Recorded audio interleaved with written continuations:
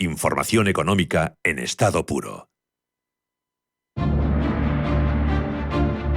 En Radio Intereconomía, Pulso Geopolítico. Análisis sobre los nuevos desafíos mundiales. Presenta Rafa Jiménez.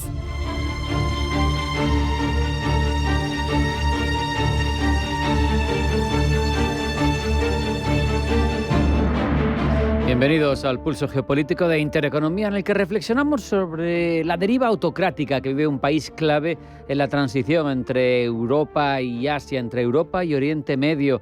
Me refiero a Turquía. Tras la caída del califato, la república, fundada en 1923 por Mustafa Kemal, por Atatürk, el padre de los turcos, se erigió sobre los pilares del laicismo y la modernización. Buscó distanciarse del legado otomano, orientarse hacia los valores de Occidente.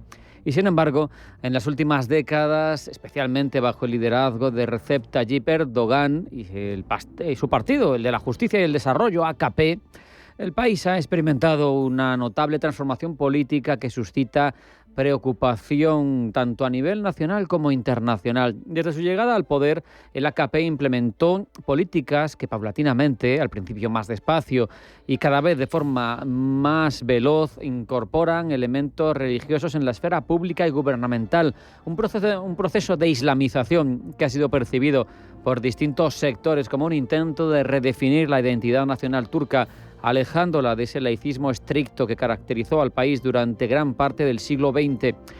Esta estrategia ha permitido al AKP réditos electorales, ha consolidado su base de votantes, sobre todo en las poblaciones más conservadoras y religiosas del país, y paralelamente ha servido a Erdogan para centralizar el poder, para debilitar los mecanismos de control institucional, prácticamente para garantizarse su permanencia al frente de un país tan relevante y con tanto peso geoestratégico. Reformas constitucionales, reformas legales que amplían las facultades del presidente, que reducen la independencia del Poder Judicial y que limitan de forma grave la libertad de prensa. Eventos, recordemos, como el fallido golpe de Estado de 2016, sirvieron como pretexto para purgas masivas que afectaron a militares, a académicos, a periodistas, a funcionarios públicos y muchos por centenares, por miles, acusados de tener vínculos con organizaciones terroristas sin tener pruebas. La reciente detención de Ekrem İmamoğlu, el alcalde de Estambul, figura prominente del Partido Republicano del Pueblo,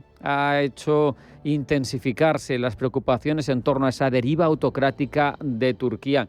Hay que recordar que İmamoğlu es un potencial rival de Erdogan tras su victoria en las municipales del 19 y que ha sido arrestado bajo acusaciones de corrupción y vínculos con organizaciones terroristas, cargos que tanto él como sus seguidores consideran políticamente motivados.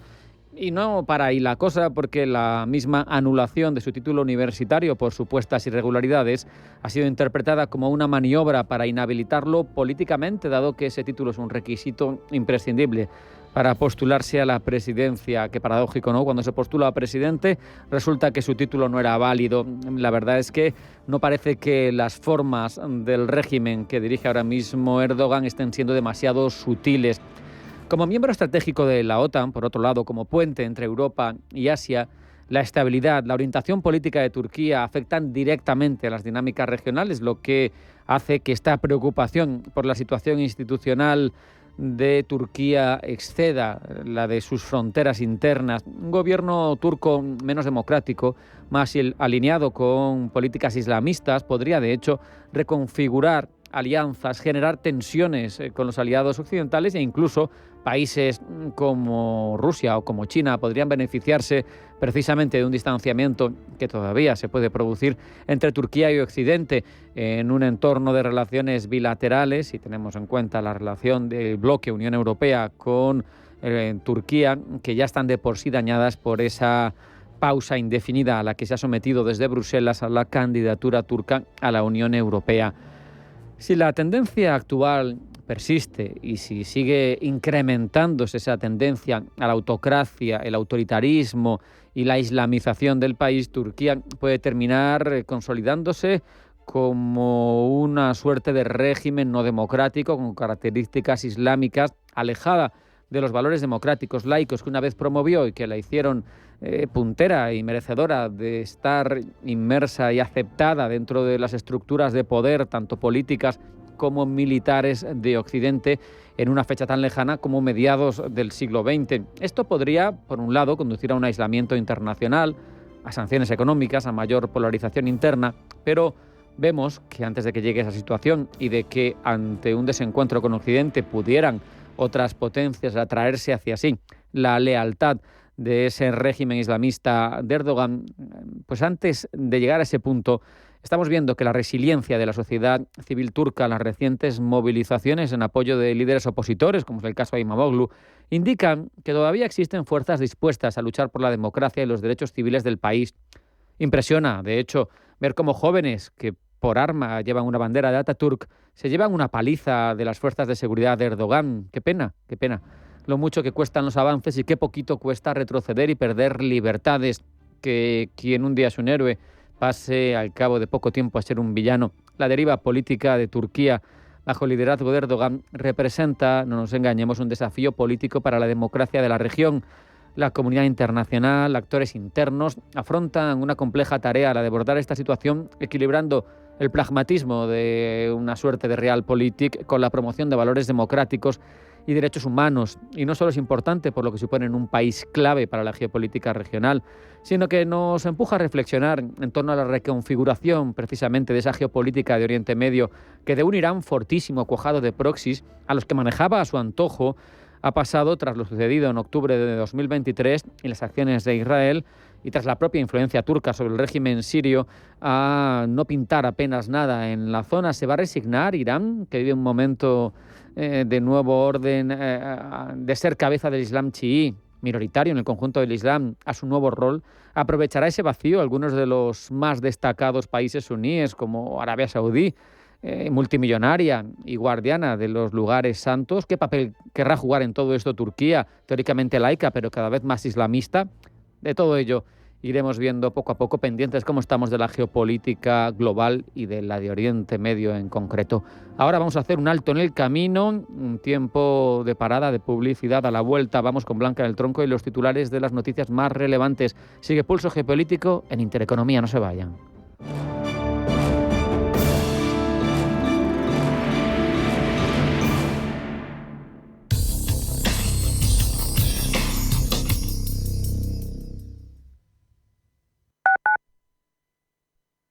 Si has sufrido violencia sexual, llama al 900-599-316. En el Centro de Crisis 24 Horas de la Comunidad de Madrid te ofrecemos atención psicológica, asistencia jurídica y apoyo social. Siempre disponibles para ayudarte. 900-599-316. No importa la hora ni el día, estamos siempre para ti. Campaña financiada por la Unión Europea Next Generation, Plan de Recuperación Gobierno de España, Comunidad de Madrid.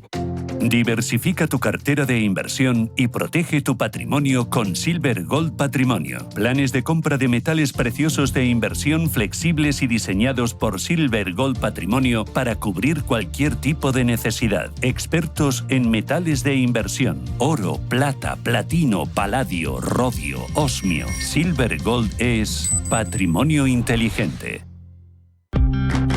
El 15 de junio Las Ventas vivirá una de las grandes citas de la temporada.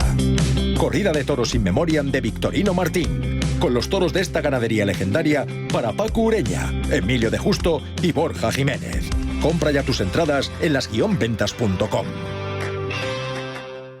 Atención inversor, únete al club de inversión de Grupos Eneas. Estamos especializados en la compra, reforma y venta de inmuebles y otros activos, ofreciendo rentabilidades muy atractivas. Coinvierte con nosotros. 91 639 0347. Grupos Eneas, tu aliado en la inversión. Los nuevos conceptos energéticos son ya un presente. Por ello, en Radio Intereconomía nos sumamos cada semana a I Más Verde, un programa sostenible y eficiente, productivo e innovador en el que analizamos etiquetas tan conocidas como eco, cero, bajas emisiones, descarbonización o renovables. Recíclate cada martes de 10 a 11 de la noche en Radio Intereconomía con José Luis Pichardo y descubre el futuro más verde.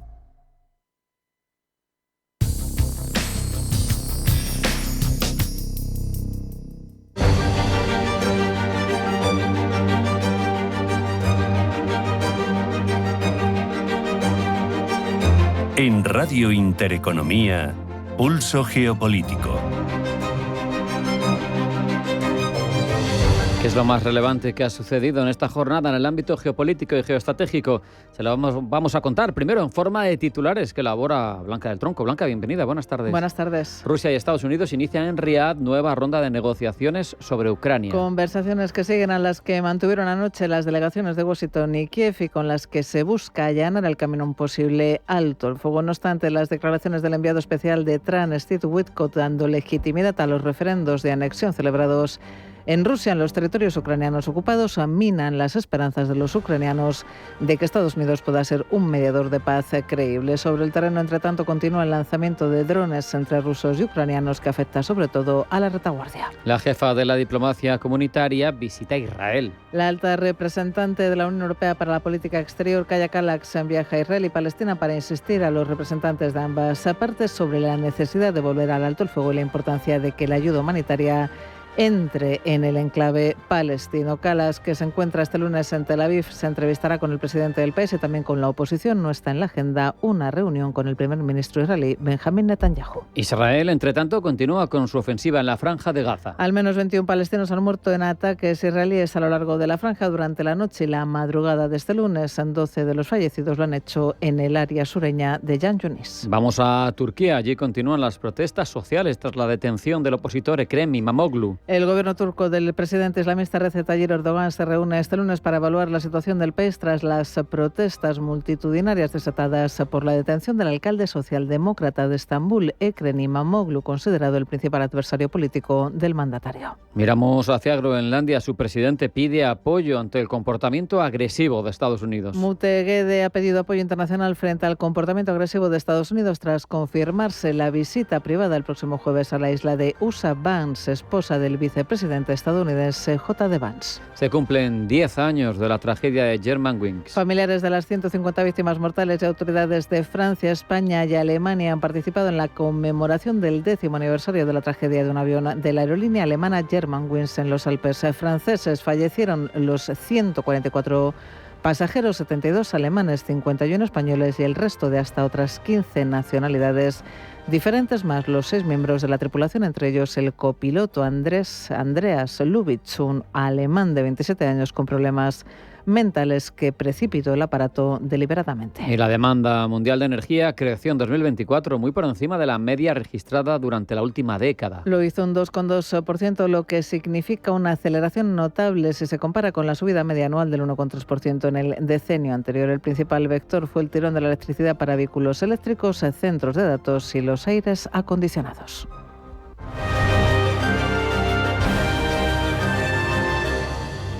Seguimos pendientes de la actualidad más relevante de la jornada, ahora de forma más amplia, Blanca. El foco internacional de la jornada se sitúa de nuevo en Riad. Allí a primera hora de la mañana, 7 de la mañana, hora española, ha dado comienzo una nueva reunión entre la delegación rusa y la de Estados Unidos que puede ser clave para conocer si existe un proceso de paz en la guerra de Ucrania y qué dirección puede llevar. Antes de la reunión, el enviado especial de Donald Trump a Oriente Próximo, Steve Witkoff, se mostraba positivo.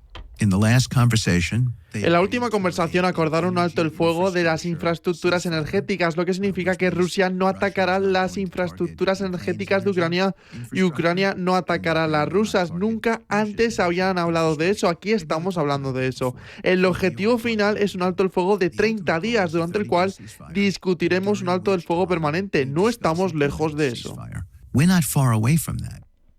La reunión, que ha sido calificada de técnica, tiene lugar tras la celebrada ayer entre los enviados de Estados Unidos y los de Kiev y que fue productiva según ambas partes. Washington, recordemos, actúa como mediador en las negociaciones, ya que Ucrania y Rusia no se sentarán en la misma mesa de negociación. Pero, ¿qué es lo que están negociando Estados Unidos y Rusia? Paloma Arnaldos. Una tregua marítima en el Mar Negro sería, a juicio de la Casa Blanca, el objetivo inmediato. Tregua que asegure la libre navegación y el fin de los ataques a las infraestructuras fluviales y marítimas, entre ellos los puertos de Jersón, Mykolaiv y Odessa.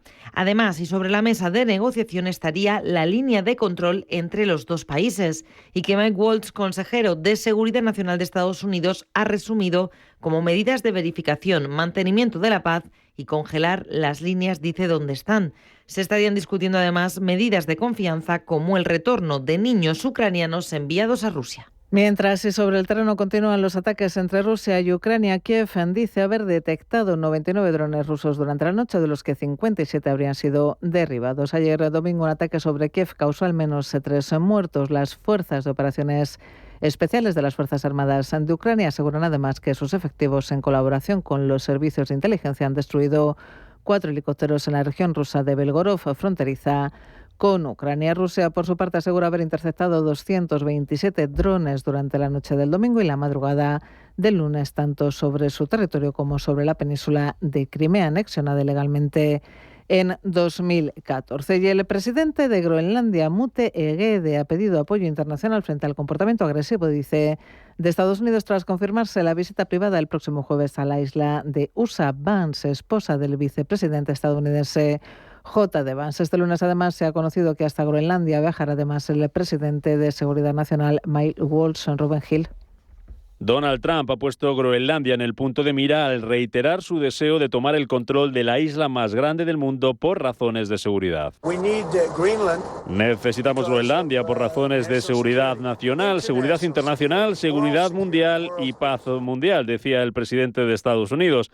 Ahora, como novedad y como adelanta la cadena estadounidense CBS, Mike Waltz, el asesor del Consejo de Seguridad Nacional de Trump, viajará a Groenlandia, aunque desde este territorio aseguran que la isla no está en venta. Cerca de 800 personas se manifestaron la semana pasada en la capital de la isla para protestar contra la posición hostil de Trump, al que acusan de no respetar el derecho de autodeterminación de Groenlandia sin interferencias externas.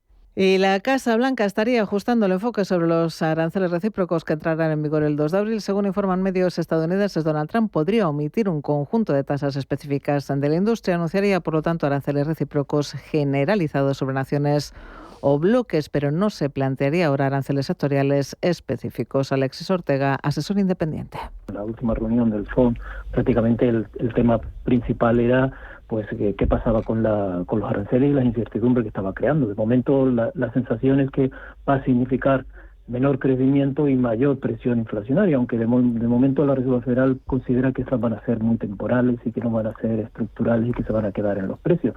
Pero desde luego vamos a ver en qué queda todo.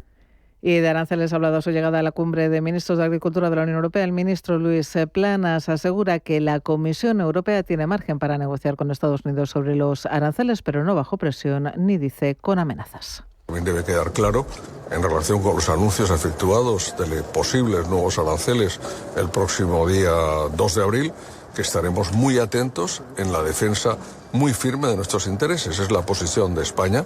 Evidentemente estamos serenos al respecto. Creemos que existe siempre margen para negociar, si se quiere negociar, pero evidentemente no bajo presión y desde luego no bajo ningún tipo de amenaza. Bruselas, recordemos, informó la pasada semana de que ha decidido posponer la aplicación de las primeras contramedidas en respuesta a los aranceles estadounidenses a las importaciones europeas del aluminio y acero, a fin de dar más margen a la negociación con Washington para lograr una solución. De ese modo, las contramedidas europeas anunciadas el pasado 12 de marzo entrarán en vigor a mediados de abril. Estas primeras contramedidas van dirigidas a una serie de productos estadounidenses que responden al perjuicio económico causado a exportaciones de acero y aluminio de la Unión Europea por valor de 8.000 millones de euros. Y la alta diplomática de las naciones, la jefa de la diplomacia comunitaria, Kaja Kallas, sigue en Oriente Medio. Ayer visitó el Cairo, donde discutió con el ministro de Exteriores egipcio, Abdel Lati, el plan árabe para la reconstrucción de Gaza, al que dio el visto bueno. Hoy ha aterrizado en Tel Aviv, donde ha tenido la oportunidad de hablar con algunos rehenes liberados y conocer sus trágicos testimonios antes de reunirse con el ministro de Exteriores israelí, Gideon Sa'ar. En medio de ataques israelíes mortíferos a Gaza y respuestas débiles de Hamas, la alta representante de la Unión Europea ha instado al alto el fuego y ha apelado a la proporcionalidad en la intensidad de las acciones militares. Pablo Llanoné. La alta representante ha dejado clara la postura europea de condena hacia las actuaciones de Hamas y el interés por garantizar la seguridad de Israel en la región, pero ha matizado que las acciones militares deberían ser más proporcionadas. The security of Israel is extremely important to the European Union. La seguridad de Israel es fundamental para la Unión Europea. Los israelíes deben poder sentirse seguros en sus hogares. Israel tiene derecho a la legítima defensa contra ataques terroristas, ya sean de Hamas, los hutíes o Hezbollah. Sin embargo, las acciones militares deben ser proporcionadas. Los ataques israelíes en Siria y Líbano corren el riesgo de una mayor escalada. Dentro de este marco, la alta representante ha presentado los pasos fundamentales que se deberían seguir en el conflicto. Los pasos fundamentales aquí son restablecer el alto el fuego, garantizar la liberación de todos los rehenes y reanudar el flujo de ayuda humanitaria a Gaza con el objetivo de un alto el fuego permanente.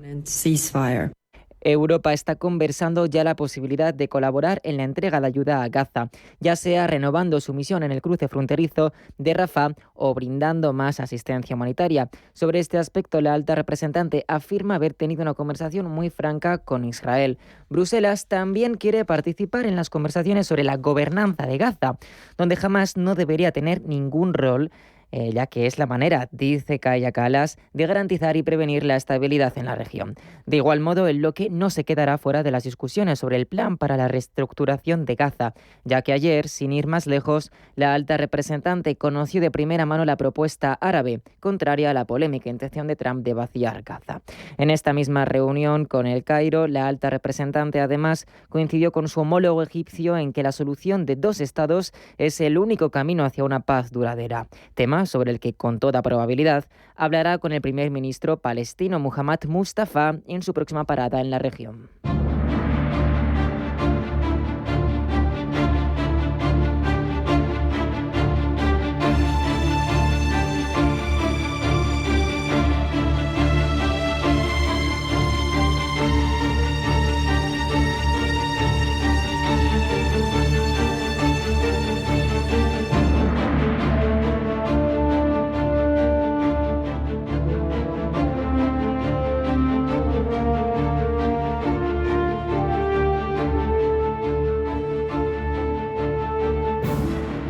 Queremos saber ahora cómo el Cuarto Poder recoge la actualidad informativa de lo más relevante en geopolítica mundial, cómo los sesgos por país, los sesgos por ideología de los medios influyen en cómo nos cuentan las cosas. Un ejercicio que realiza en cada una de nuestras ediciones Pablo Llanone. Pablo, bienvenido. Buenas tardes. Buenas tardes. Esta semana, lo hemos contado ya, viajan a Groenlandia figuras estadounidenses importantes como la mujer de J.D. Vance, Susan Vance, con el objetivo de recorrer sitios históricos, aprender sobre patrimonio del territorio y asistir a la carrera nacional de trineos tirados por perros. Pero también visitan una base militar estadounidense. ¿Y cómo reciben esta noticia los medios observadores del suceso, Pablo? Podemos encontrar 2 posturas. Por un lado, la que informa de que estas figuras van a aterrizar en la isla de Groenlandia en medio de las pulsiones expansionistas de Donald Trump. Este es el caso de The Washington Post, The Wall Street Journal y The Telegraph, medios tendentes a la conservadora, que informan de una manera más centrada en la postura estadounidense. Por otro lado, tenemos otra postura que es la que pone el foco en la reacción groenlandesa. The New York Times eleva la voz del primer ministro saliente de Groenlandia, Mute Ehede, quien tacha de agresivo este viaje. Entre tanto, The Guardian dice que estas visitas han generado indignación entre la población de la isla. Sin embargo, esta diferencia de posturas no la encontramos en la reacción de la prensa internacional ante la represión que se está viviendo en Turquía. La visión es casi unánime. Desde The New York Times, Le Monde, Fox News y The Telegraph se contemplan con rechazo las actuaciones de las autoridades, que están utilizando métodos violentos como balas de goma, gas pimiento y gases lacrimógenos para tumbar las olas de manifestantes que protestan contra la presuntamente arbitraria detención de uno de los posibles candidatos a la presidencia, el opositor de Erdogan, Ekrem İmamoğlu. Este ha sido acusado de corrupción y vínculos con el Partido de los Trabajadores del Kurdistán, calificado como terrorista por Ankara. Claro, eso es en el panorama internacional, Pablo, pero en los medios locales del país, sin embargo, parece que sí encontramos fragmentación. Desde la oposición se informa de manera vigorosa sobre lo que está pasando con las manifestaciones. Este es el caso del Cumhuriyet, que además tiene la particularidad de que informa con exclamaciones cuando se tratan de noticias vinculadas a İmamoğlu y su posible candidatura a la presidencia para 2028. Y también vemos cómo desde el ala centrista, cada vez menos presente en el país, Harry Reid no presta atención a las manifestaciones, se centra en que Imamoglu fue detenido por corrupción y aquí podríamos estar viendo una cierta inclinación hacia el gobierno de Erdogan. Por otro lado, desde Sabah, medio alineado con el gobierno y presuntamente orquestado por Erdogan, se detallan las razones que subyacen a esta polémica detención. Nos cuenta que Imamoglu era uno de los líderes de una red criminal que se enriquecía mediante sobornos y licitaciones públicas fraudulentas. Una investigación independiente también lo acusa a él y a varias figuras vinculadas a la Municipalidad Metropolitana de Estambul, así como a los municipios distritales de Estambul. Dicen que ayudan al grupo terrorista del PKK reclutando a sus simpatizantes. Los ministros de Exteriores de Japón, Corea del Sur y China, cambiamos ya el foco geográficamente hablando, se han reunido, lo han hecho en Tokio, para fortalecer lazos en un punto de la historia que dicen es de inflexión. Es un suceso histórico para las tres naciones, teniendo en cuenta la histórica rivalidad y la actual también que existe entre ellos. Y claro, Pablo, ¿cómo lo afrontan? ¿Qué nos cuentan los medios japoneses? Las tensiones no se han ido para Japón. Desde el país nipón, el Independiente de Japan Times nos informa de que Ishiba se ha pronunciado contra unas declaraciones del ministro de Exteriores de China, quien ha dicho falsamente que el primer ministro japonés el ministro de Exteriores japonés le había dicho a Wang, el ministro chino, que Japón respeta las posturas expresadas por la parte de Pekín. Aunque no se han especificado cuáles son estas posturas, The Japan Times apunta a que podrían tratarse de cuestiones históricas, así como la cuestión de Taiwán. Mientras, desde el ala conservadora, en esta ocasión representada por el medio Yomiuri Shimbun, nos informan de que durante esta reunión trilateral se habían discutido la cooperación económica entre los tres países y la situación en Corea del Norte, donde el medio denuncia que se está avanzando el desarrollo nuclear y de misiles. También han acordado acelerar el trabajo para celebrar una próxima cumbre que será celebrada dentro de muy poco tiempo. El medio destaca declaraciones del ministro de Exteriores japonés, en las que este dice que la situación internacional se está agravando cada vez más y que nos encontramos en un punto de inflexión histórico. Es más importante que nunca, dice, que nos esforcemos por superar las divisiones y los conflictos mediante el diálogo y la cooperación. Mientras, el alto diplomático chino ha dicho que los tres países deben afrontar la historia con franqueza y reafirmar su comprensión común de avanzar hacia el futuro. En este caso el componente histórico es fundamental porque hay vivencias en el pasado verdaderamente controvertidas entre estos tres países y por tanto tendrán que hacer un esfuerzo importante para superar el desencuentro. Pero Pablo, ¿qué nos cuentan sobre este evento importante, esta cita desde Corea del Sur? Desde ahí, el medio conservador Chosun-ilbo nos dice que en medio de las estrechas relaciones entre Estados Unidos y Rusia en el contexto de Ucrania, China ha hecho un gesto hacia Corea y Japón para que cooperen. Con esto, el medio nos traslada que, debido a la guerra arancelaria entre Pekín y Washington, el gigante asiático estaría buscando la manera de acercarse a sus vecinos, con los que podría tejer, en un futuro, un tratado de libre comercio basado en la flexibilización de las cadenas de suministro regionales. Y claro, es imprescindible ver cómo se trata en el gigante de los tres en China. ¿Cómo lo está contando un medio alineado con el gobierno chino? ¿Cómo lo está contando Global Times, Pablo? Pues este medio se centra en el diálogo establecido entre concretamente China y Japón. Han acordado implementar un importante consenso en materia económica con el fin de enriquecer alianzas estratégicas. Concretamente, han concluido con 20 puntos de consenso clave con respecto a la cooperación en áreas como el desarrollo verde, la protección del medio ambiente, los servicios de atención a la tercera edad y el comercio de servicios, entre otros.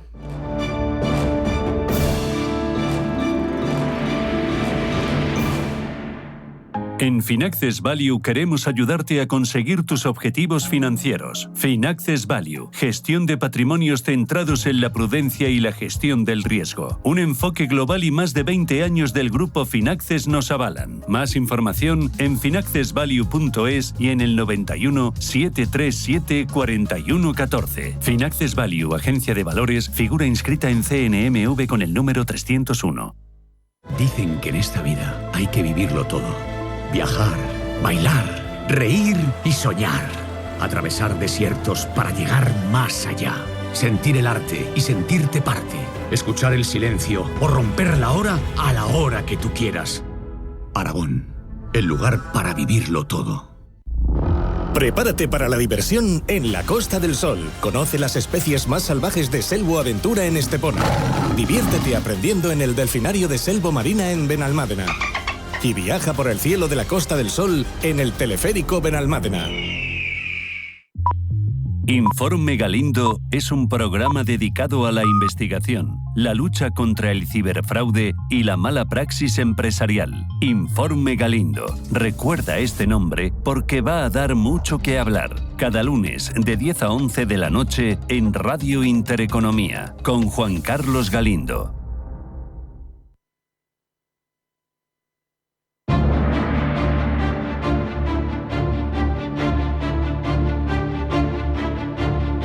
En Radio Intereconomía, Pulso Geopolítico. Presenta Rafa Jiménez.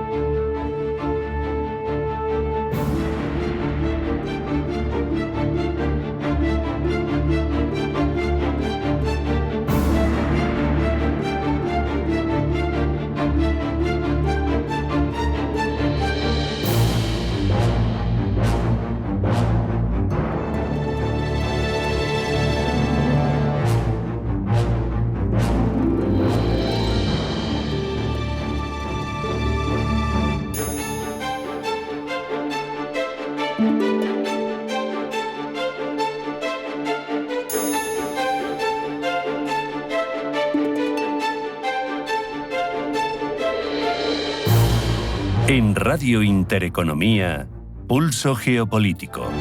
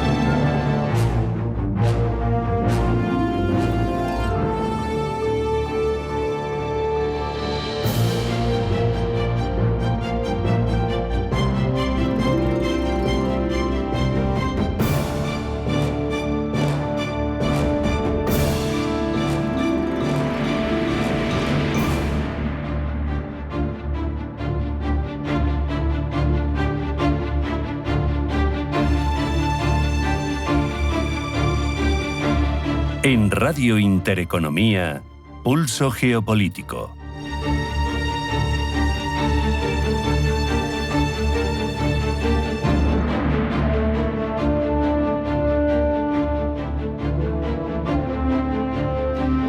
Se prevé que el Ártico quede libre de hielo en verano dentro de unos años y eso va a tener impacto en la navegación, en las rutas logísticas, en la geoeconomía, pero también, sin duda, en lo estratégico, porque el hecho de tener bases en esa zona del mundo, de tener barcos de guerra, de poder controlar el acceso de tus enemigos por una vía más corta a tu territorio es fundamental.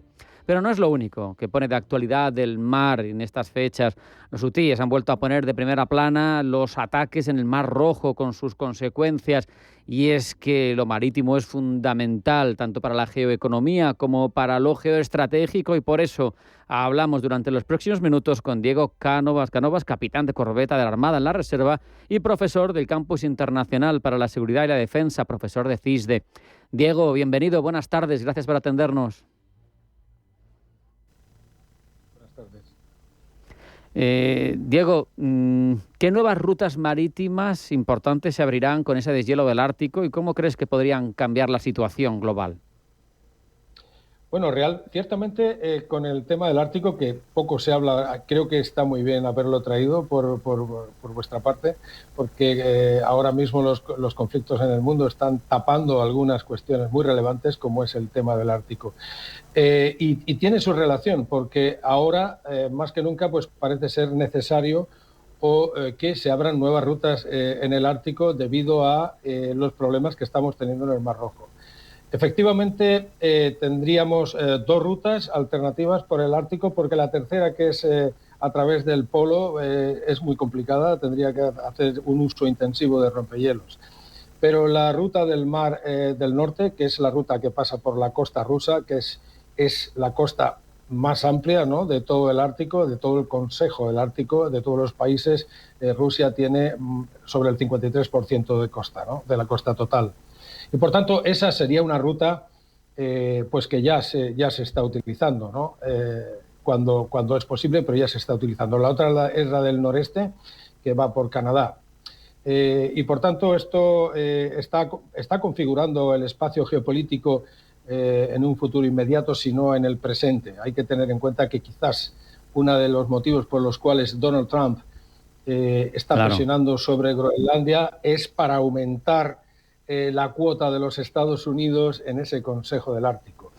Y no solamente las tierras raras, que también, ¿no? Diego, has mencionado Rusia, importante, lo hemos dicho, es el que más ribera tiene de ese Ártico, pero está muy claro que su apuesta es muy decidida. Ha reforzado su presencia militar en la zona, es de los pocos que mantiene una flota muy amplia de rompehielos, de movilidad nuclear, con lo que está verdaderamente preparada y apostando por esa zona y por su presencia geoestratégica en esa zona, ¿no? Hombre, evidentemente, pero es que además lo que han abogado los países del Consejo del Ártico es por mantener la CONVEMAR, o sea, la Convención para el Derecho Marítimo, lo que se conoce como de Montego Bay de 1982, es decir, no quieren otro tipo de derecho internacional aplicable y por tanto ahí están las zonas económicas exclusivas. Podemos tener una idea de la zona económica exclusiva que incluso la quieren, proponen extenderla, ¿no?, de Rusia, es enorme y además proponen extenderla por el tema de la plataforma continental, pero es enorme, por tanto los recursos de los que estamos hablando son enormes.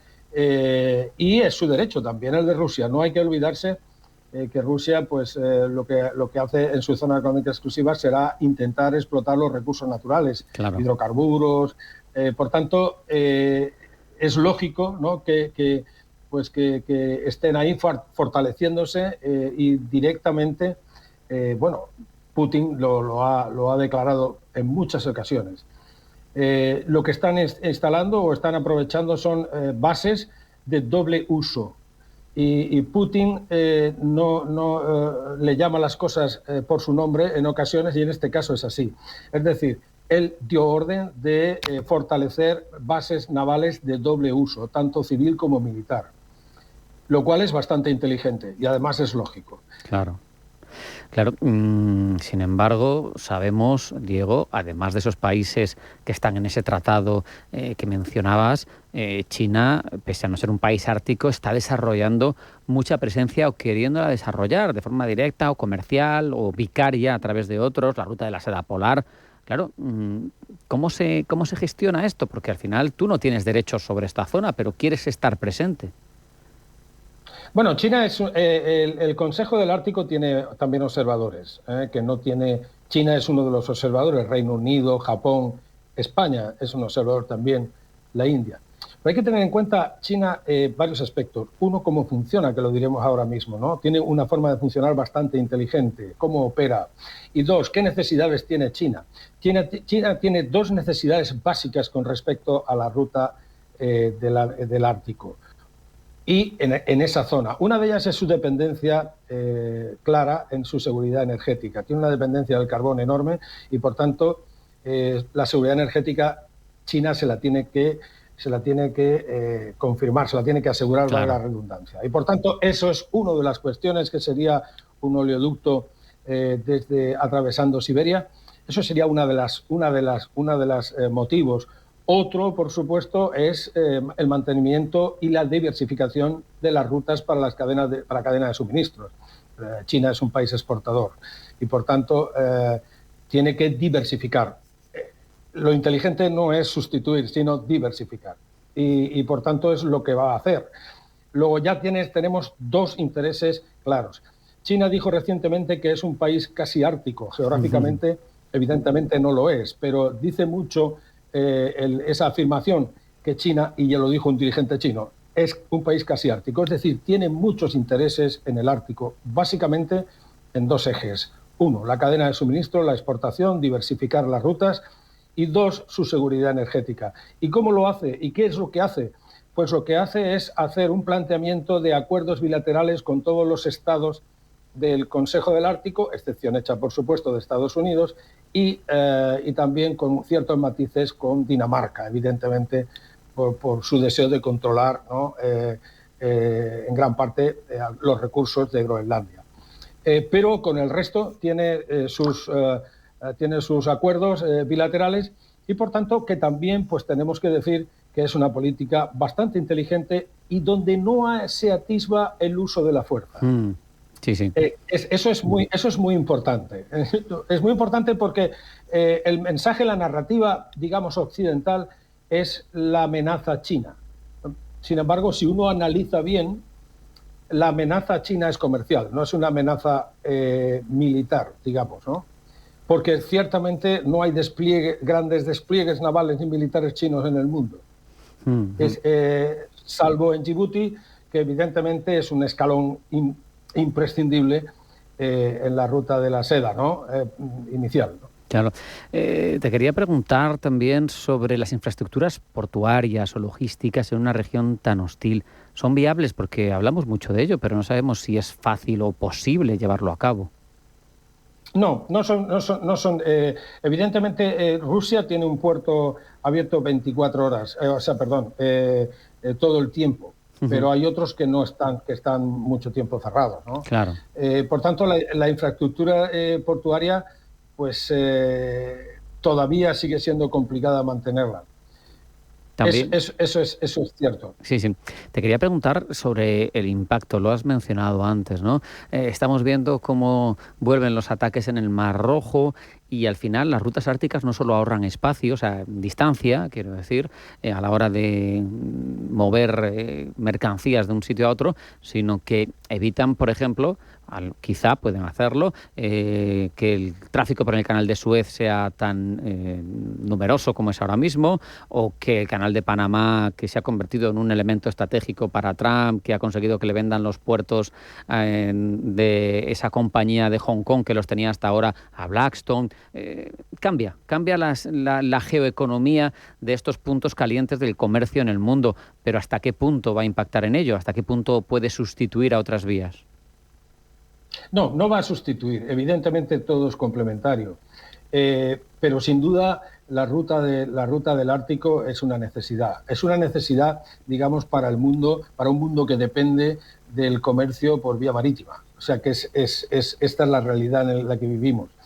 La falta de agua dulce estacionalmente, ¿no? Porque en estos momentos no es así. En Panamá, o los conflictos de Oriente Medio, que no parece que se vayan a resolver a corto plazo, pues eso obliga a reducir, y aparte además que se reduce, hay que recordar, de 18 a 18 días. Se puede reducir el tránsito por la ruta del Mar del Norte, que es por toda la costa rusa del Ártico, en un barco que vaya desde Shanghái a Hamburgo. Es decir, frente a las 35 días por el Canal de Suez o a los 45 días por el Cabo de la Buena Esperanza, que es lo que estamos viendo ahora, es que o sea, el potencial es enorme. Y es que además, Diego, no tendríamos ese cuello de botella que todo lo que pasa por el estrecho de Malaca, que acaba por el Bab el-Mandeb, al final tienen los hutíes lanzando misiles. Y ahí en principio no habría eso, ¿no? Sí, por supuesto. En un principio no debemos de esperar acciones hostiles en esa ruta del Ártico. De todas formas, me gustaría hacer un pequeño inciso, si me permite, claro, sobre el control de los puertos de China. Hay que tener bastante cuidado con esto porque es difícil controlar un puerto. Estamos hablando, en el caso de Panamá, de una concesión de instalaciones portuarias. Es decir, que cuando hablan de que China controla muchos puertos en la Unión Europea, pues eso no es preciso. Es imposible controlar puertos en la Unión Europea porque lo que se hace son concesiones de instalaciones portuarias, de terminales, para que nos entiendan. Una cosa es la terminal, o sea, la terminal que controla una empresa china en Barcelona, evidentemente no le ha quitado control a la autoridad portuaria de Barcelona, que es realmente la autoridad que controla el puerto. Está claro el matiz. Y lo mismo sucede con Valencia, ¿no? Sí, es importante porque caminamos con la narrativa hacia una sobredimensión de la amenaza china, en tanto que amenaza. Y luego en la Unión Europea no existe el modelo Greenfield, es decir, que podría existir en Ecuador, que es una empresa privada que haga un puerto desde cero, un terminal desde cero en la costa. Eso no existe aquí. Aquí ya está la terminal hecha y se concesiona. Es decir, hay que matizar en este tipo de narrativas, porque si no estamos contribuyendo a sobredimensionar la amenaza china, ¿no? Y aquí no hay que olvidarse que en el año 2075, según Goldman Sachs, China será el primer Producto Interior Bruto del mundo y la India el segundo, y el tercero Estados Unidos. Por tanto, el poderío de China es inevitable, o el poderío económico, es decir, es una potencia muy importante. Quizás sería mejor empezar a cambiar la narrativa, ¿no? Claro, y acordar con él. Para terminar, te pido una reflexión. Nos enfrentamos a ese deshielo del Ártico, nos enfrentamos a esas posibilidades que surgen. ¿Cómo tiene que gestionarse esto en todos los ámbitos, pues, geopolítico, de seguridad, geoeconómico? Porque parece, escuchando tu última respuesta, que es mejor llevarlo, lógicamente, por el ámbito de las negociaciones, ¿no? Sí, yo creo que de nuevo podemos acudir a una de las escuelas de relaciones internacionales, que es la interdependencia compleja. Es decir, el Ártico debe de considerarse como un problema o un asunto común. Y por tanto, eso es lo que hace que las personas las entidades se sienten en torno a una mesa, incluso entidades que no se hablan entre sí. Entonces, esto es el enfoque deseable para el Ártico. En cuanto al Mar Rojo, nuestra recomendación a las compañías navieras de que hagan una evaluación de riesgos adecuada, por supuesto. La circunnavegación creo que debe ser prioritaria por el Cabo de la Buena Esperanza. Tenemos mucha incertidumbre. Los hutis tienen un nivel de autonomía muy importante respecto de Irán, aunque Irán sigue suministrándole armamento. Y mientras que no se erradique, o sea, la raíz está ahí, arrancar de raíz el problema en Yemen, la seguridad no va a estar asegurada, valga la redundancia. Sí. No va a haber libertad de navegación, que es el principio fundamental del régimen de los océanos, y la seguridad de nuestros marineros, que es lo principal, pues va a estar en entredicho. Con esa reflexión nos vamos a quedar. Diego Cánovas, profesor del Campus Internacional para la Seguridad y la Defensa de CISDE. Muchas gracias, un abrazo y hasta la próxima. Muchas gracias a vosotros, un placer, un abrazo. Hablamos ahora de Oriente Medio, que se parece a día de hoy muy poco a cómo era antes de que Israel comenzara con su respuesta tras los sucesos de octubre del 23. No es el único que ha contribuido a cambiar esa configuración. Tenemos el papel de Turquía en la caída de Bashar al-Assad, tenemos un Irán sin proxies, se abre la posibilidad de que otros ocupen los lugares que se van quedando libres en la influencia geopolítica, y para ello hemos invitado a hablar a Luis Rodrigo de Castro, profesor de Derecho Internacional Público y Relaciones Internacionales del CEU. Luis, bienvenido, buenas tardes. Hola, buenas tardes, muchas gracias. Luis, ¿cómo ha cambiado en líneas generales ese equilibrio de poderes en Oriente Próximo, Oriente Medio, tras las guerras de Gaza y Líbano y tras la caída de al-Assad en Siria? Bueno, es una zona que duda cabe bastante complicada. El conflicto entre Israel y Palestina es casi ya histórico, ¿no? Está enraizado y es un conflicto que desgraciadamente no tiene visos de cesar en el corto ni siquiera en el medio plazo. Y aunque siempre va a estar mediáticamente en el foco, hay que prestar atención a esos estados que hay alrededor, ¿no? Por ejemplo, las primaveras árabes de hace unos 10 años introdujeron elementos distorsionadores. Por ejemplo, uno de los grandes focos estuvo puesto en Jordania, de, qué pasaría si caería y tal, porque es uno de los países más estables de Oriente Medio. Pero por no remontar mucho la vista atrás y centrarnos en lo que es el margen de 2-3 años, con lo que hemos ido viendo que ha sucedido sobre todo en Siria, ha habido una reconfiguración de fuerzas. Es verdad que Siria con el régimen de Assad era un régimen perverso, era un régimen tiránico, pero era, entre comillas, estable, ¿no? Por lo menos previsible, mejor dicho, ¿no? Ahora con este nuevo panorama lo que tenemos es un panorama de incertidumbre, sobre todo porque Siria ha sido el gran escenario en el que se han dirimido las grandes disputas, sobre todo entre Rusia, Turquía, Estados Unidos, cada uno apoyando una facción. Esto no se remonta solo a 2-3 años, vamos bastante más atrás. Crisis de refugiados sirios, recordemos, año 2016, Siria está... Se nos ha ido, me parece, la comunicación con Luis, nos estaba contando... ¿Sí? Luis, ¿sigues ahí? ¿Me escucháis? Sí, es que se había como quedado sin sonido por un momento, pero sí. Vale. Luis, esto da para mucho, tú lo dices, es un conflicto casi secular, pero tenemos poquito tiempo, tenemos 6 minutos. Te voy a preguntar, por ejemplo, ¿qué papel pueden jugar ahora actores regionales como Turquía y Arabia Saudí en la reconfiguración de la región? Porque parece que ante un Irán sin proxies y algo más debilitado en su perfil alto, pueden quizá ocupar estos países algo de nicho geopolítico. ¿Cómo lo ves? Sí, y además Turquía, desde que ha renunciado a esa aspiración europeísta, se ha centrado en esa zona, en Oriente Medio y en lo que es el Asia Central. Por tanto, Turquía, que además tiene frontera con Siria, es un país de la OTAN, tiene una capacidad de jugar como un rol de potencia regional que seguramente en Siria, por aquello de la tradición histórica, va a ser bastante destacable. Y luego Arabia Saudí, que también está siendo protagonista por las conversaciones de paz con Ucrania, es un actor importante, un aliado tradicional de Estados Unidos.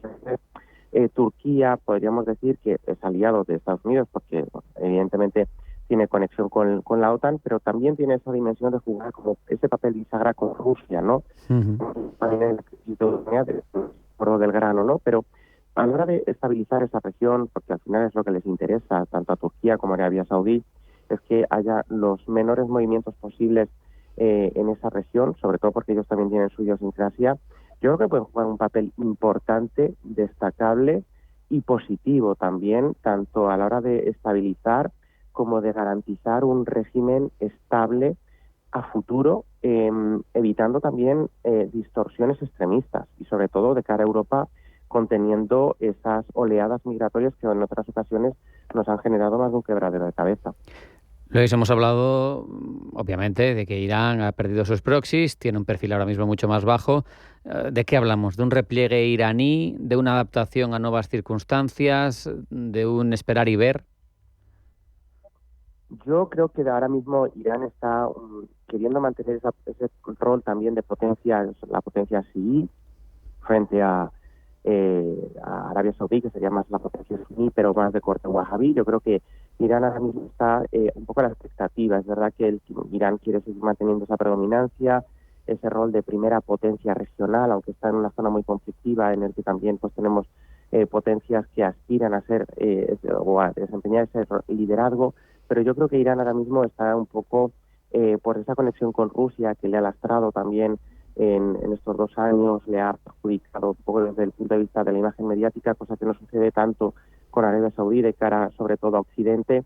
Yo creo que Irán está en un tiempo de reconfiguración, de pensar no tanto qué quiere ser, sino de esperar a que se estabilice un poco más la situación para encontrar esa manera en la que poder confluir junto con sus intereses en cuanto a socios también en el Golfo Pérsico, intentar influenciar en la región, pero viendo un poco, mantenerse un poco la expectativa de ver primero cómo se van resolviendo ciertos inconvenientes, ciertas cuestiones, ciertos interrogantes, y a partir de ahí volver nuevamente a lo que es la marcha internacional. Pero Irán yo creo que ahora mismo está en esa fase de stand-by, no quiere decir que esté en un letargo, ni que no debamos contar con él, pero sí que está un poco buscándose a sí mismo. Sabemos que uno de los actores también, que no hemos mencionado hasta ahora y que ha reconfigurado esta realidad, obviamente al menos en el caso de Hamás y de Hezbollah, ha sido Israel, que ha ampliado su radio de acción en la zona sin encontrar demasiada oposición por parte de sus vecinos. Yo te pregunto si este expansionismo, no te digo ya territorial, pero sí desde luego de capacidad de acción o de ejercer esa capacidad de acción, puede generar una reacción regional adversa, o incluso puede terminar configurando o facilitando una nueva alianza regional de estos actores tan heterogéneos que hemos mencionado contra el creciente poder de Israel. ¿Cómo lo ves? Bueno, yo desde los acuerdos de Abraham que fueron puestos en práctica con la primera administración Trump, creo que ahí hubo esa hermandad musulmana, esa solidaridad con Palestina, con el pueblo árabe en Palestina, musulmán, son simplificaciones, pero bueno, sí. Por establecer ese nexo común. Es una ventaja que se le ha dado a Israel, ¿no? Y esa profundización que la administración Donald Trump, esta simpatía con Israel, claro, también estos países tienen sus propios riesgos. Hablamos de Siria, que tiene una situación complicada. Jordania, que es un país bastante moderado y bastante estable y que debería seguir siendo ese modelo que es también para el mundo árabe. Pero estos países, aparte de las particularidades que tienen, también corren el peligro de que si se erigen en defensores de Hamás, por así decirlo, pues esa conexión con el movimiento terrorista, con todo lo que conlleva de negativo Hamás, les puede perjudicar, ¿no? Yo creo que ellos, estos países, pueden seguir denunciando la línea de Israel, de expansionismo, tanto militar como territorial, en esa zona, sin que ello necesariamente conlleve un apoyo a Hamás. Yo creo que más el apoyo va a la Autoridad Nacional Palestina, pero la Autoridad Nacional Palestina estaba de capa caída. Mahmoud Abbas, la imagen que tiene, precisamente porque no gobierna Gaza. Gaza es Palestina, pero no tiene el gobierno efectivo sobre esta zona, ¿no? Y la población en Gaza, tanto la población y el sistema político en Gaza es muy sui generis, prácticamente yo diría que ya inexistente. Es una zona descontrolada y no tenemos forma de armarla ni cohesionarla desde el punto de vista político, ¿no? Por eso yo creo que Israel está aprovechando esa también inestabilidad en los países de la región que están buscando nuevamente esa posición de estabilidad con ese vacío de poder que ha quedado en Gaza para seguir adelante con lo que es la hoja de ruta del primer ministro. Luis, no hay tiempo para más. Luis Rodrigo de Castro, profesor de Relaciones Internacionales del CEU. Muchas gracias. Un abrazo. Hasta la próxima.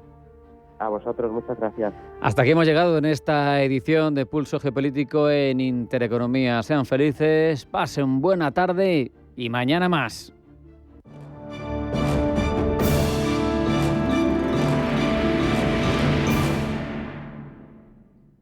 Pensionistas, es el momento de seguir disfrutando de la vida. En Cajamar nos adaptamos a ti, a tus ritmos y circunstancias, para atenderte en lo que necesites y entenderte como mereces. Por eso tenemos productos financieros adaptados a ti. Compruébalo con la cuenta pensión de Cajamar. Más información en gcc.es/cuenta pensión. Cajamar, distintos desde siempre.